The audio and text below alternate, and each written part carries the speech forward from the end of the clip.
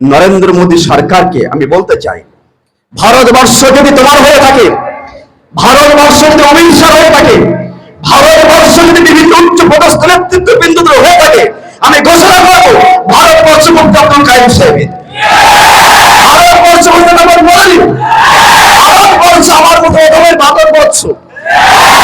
এই ভারতবর্ষে ইঞ্চি ইঞ্চি যদি অধিকার খর্ব করো, আমরা মুহূর্তের মধ্যে ভারতবর্ষকে বুঝে নেব।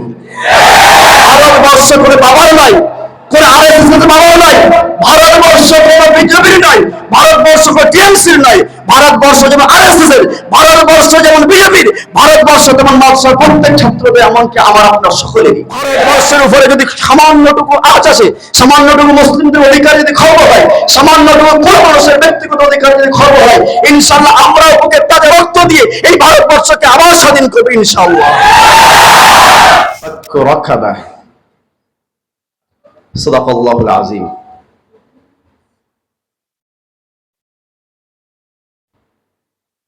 সম্মানিত উপস্থিত মণ্ডলী, আমার স্নাশিস কলিজার টুকরা ছাত্রবিন্দু এবং আমার পশ্চাতে অবস্থানরত আমারই কলিগ মুফতি রবুল ইসলাম সাহেব, শত সহ আগত বিভিন্ন ইউটিউবার ভাইয়েরা, সকলকে হৃদয়ের ইংলানো এই মহেন্দ্রা খন, এই রেড লেটার ডে, সকলেরকে অন্তরের অন্তরস্থল থেকে ৭৮তম স্বাধীনতা দিবসের প্রাককালে শুভেচ্ছা জ্ঞাপন করি কিছু কথা শুরু করছি। সম্মানিত ছাত্রবৃন্দ, আমরা সকলেই জানি আজ কি জন্য এখানে বিদ্যমান। পৃথিবীতে এমন কোনো দেশ নাই, এমন কোনো কান্ট্রি নাই যারা একদিন না একদিন পরাধীন ছিল না। পরাধীনতার গ্লানি ভুলে তারা স্বাধীনতা পেয়েছে। ভারতবর্ষ তার এর ব্যতিক্রম হয়নি। সময় খুবই স্বল্প,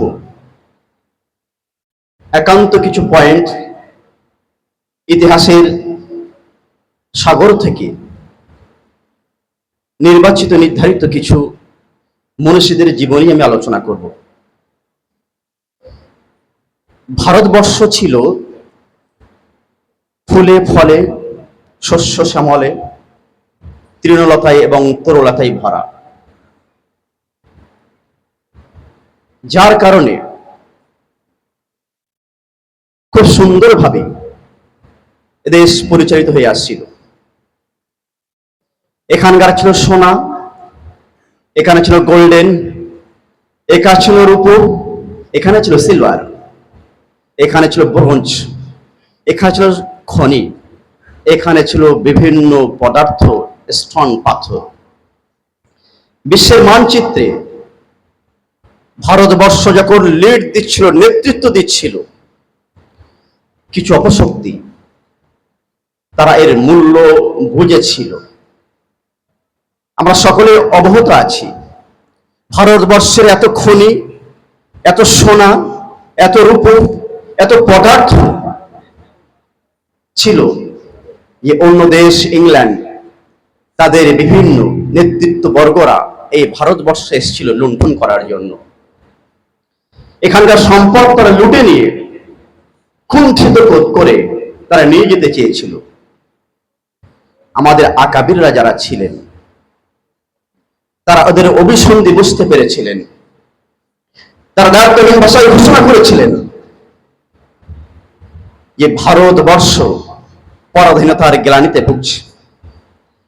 ভারতবর্ষের প্রত্যেক সিটিজেন, প্রত্যেক নাগরিক তাদের নৈতিক অধিকার খর্ব হচ্ছে, হনন হচ্ছে।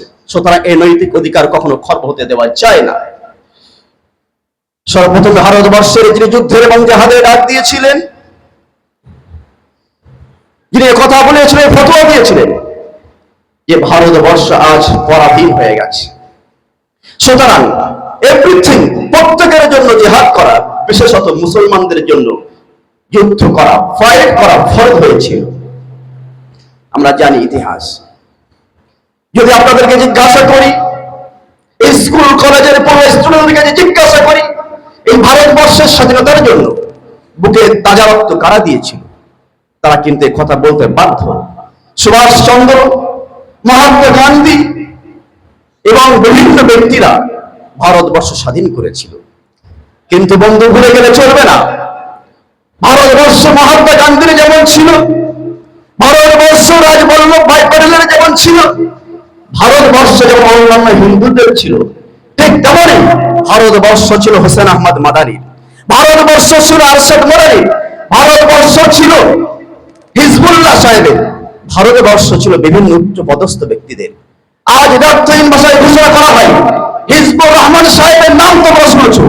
ভারতবর্ষে 1947 খ্রিস্টাব্দে যখন প্রথম স্বাধীনতা অর্জন করে ভারতবর্ষ, পার্লামেন্টে দাঁড়িয়ে হিজবুর রহমান সাহেব তিনি প্রকাশ্য ভাষায় বলেছিলেন যে আজ যদি ভারতবর্ষ মহাত্মা গান্ধী হয়, আজ যদি ভারতবর্ষ নেতাজি সুভাষচন্দ্র বসু হয়, মনে রাখবে আজ ভারতবর্ষ হোসেন আহমদ মোরারির, আজ ভারতবর্ষ কিন্তু আরশাদ মোরারির, আর ভারতবর্ষ হিজবুর রহমান সাহেবের।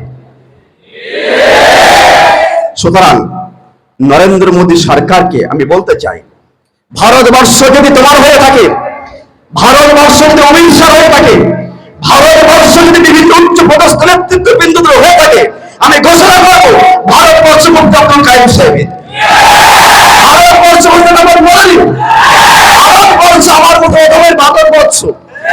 সুতরাং এই ভারতবর্ষে ইঞ্চি ইঞ্চি যদি অধিকার খর্ব করো, আমরা মুহূর্তের মধ্যে ভারতবর্ষকে বুঝে নেব।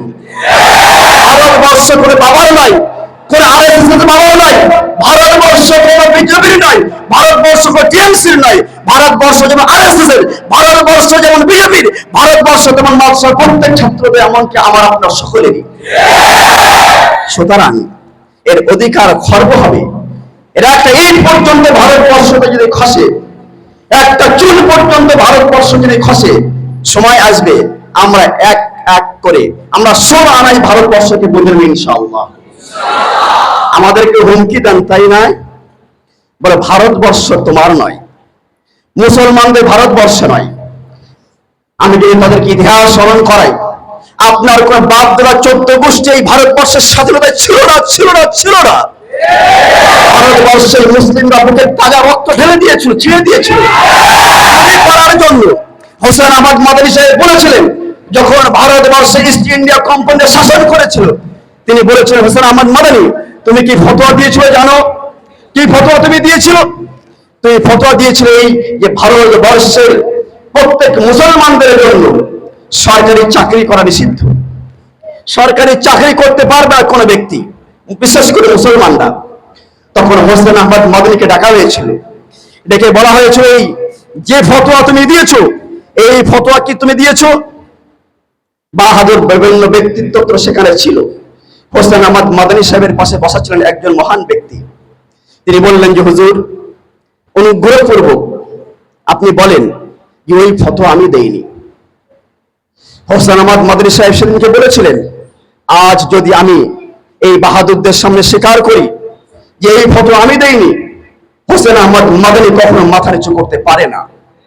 সুতরাং তিনি বলেছিলেন, তোমাদের যদি গুলির থাকে, তোমাদের বন্ধুকে যদি গুলি থাকে, একে 47 মানে যদি গুলি থাকে, আমি হোসেন আহমদ মাদানী বুকের কলার খুলে দিলাম, চালাও গুলি। সুতরাং সেদিনকে এই আবু সাঈদের মতো হোসেন আহমদ মাদানী গলার বুকে খুলে দিলেন, জামা খুলে দিয়েছিলেন, বলেছিলেন যে তোমাদের ক্ষমতা থাকে আমার উপরে গুলি করো। একটা বন্দুকের গুলির নল চালানোর সাহস হয়নি। হোসেন আহমদ মাদানী বলেছিলেন, আমি তো দূরের কথা, যদি আমাকে কবরস্থ করা হয়, আমাকে যদি পুড়িয়ে ছাই করা হয়, এবং সেই ছাই থেকে যদি আওয়াজ আসে, তাহলে আওয়াজ আসবে এই যে ভারতবর্ষের মুসলমানদের জন্য জিহাদ করা ফরজ। সুতরাং বিভিন্ন অত্যাচার তোমরা আমাদের উপরে চালাচ্ছ, মুসলিম জাতিকে স্টিম রোলার তোমরা চালালে, যেমন ভাবে বাংলাদেশকে তোমরা ছাড়খাড় করেছো। বাংলাদেশ যদি আয়না ঘর থাকে, তাহলে মনে করতে হবে ভারতবর্ষ কিন্তু মুসলমানদের জন্য আয়না ঘর তৈরি করেছে এই মোদী সরকার। মুসলমানদের ওলামাদেরকে বিভিন্ন বাক স্বাধীনতা হরণ করছে, মুসলমানদের বিভিন্ন মৌলিক অধিকারের উপর হস্তক্ষেপ করছে। সুতরাং কোন মৌলিক অধিকার উপরে হস্তক্ষেপ করা যাবে না। ছাত্র সমাজ তোমাদেরকে বলবো যে বাংলাদেশের ছাত্র সমাজ বিশ্বকে দেখিয়ে দিয়েছে ছাত্ররা হাতে কত ক্ষমতা, কত পাওয়ার, এই বিশ্বকে পরিবর্তন করে ছাত্র সমাজ। সুতরাং তোমাদেরকে রিকোয়েস্ট করবো, ভারতবর্ষের উপরে যদি সামান্যটুকু আঁচ আসে, সামান্যটুকু মুসলিমদের অধিকার যদি খর্ব হয়, সামান্যটুকু কোন মানুষের ব্যক্তিগত অধিকার যদি খর্ব হয়, ইনশাআল্লাহ আমরাও বুকের তাজে রক্ত দিয়ে এই ভারতবর্ষকে আবার স্বাধীন করবো ইনশাআল্লাহ। সুতরাং সেই সমস্ত মনীষীদের, সেই সমস্ত ইতিহাসকে স্মরণ করে হিন্দু মুসলিম আপামর জনগণ সকলেই কিন্তু এই ভারতবর্ষের জন্য রক্ত দিয়েছিল। আজও যদি রক্তের প্রয়োজন পড়ে ইনশাআল্লাহ আমরা বর্ডারের ধারে দাঁড়িয়ে, আমরা বিএসএফ বয়ে, আমরা বর্ডারকে, আমরা বিশ্বকে, আমরা ভারতবর্ষকে ইনশাআল্লাহ রক্ষা করবো আর একবার ইনশাআল্লাহ। সুতরাং এই সংক্ষিপ্ত বক্তব্য আমি এখানে ইতি করছি। ভারতবর্ষে ফলে মূলে সুশোভিত হোক, ছাত্র সমাজ উন্নতি হোক এবং শিক্ষক মহল তারা সমৃদ্ধশালী হোক এবং ভারতবর্ষের উন্নতি এবং ভারতবর্ষের সমৃদ্ধ আমি কামনা করি। সংক্ষিপ্ত বক্তব্য এখানেই ইতি করলাম। ওয়া আখিরু দাওয়ানা আলহামদুলিল্লাহি রাব্বিল আলামিন। আসসালামু আলাইকুম ওয়া রাহমাতুল্লাহ।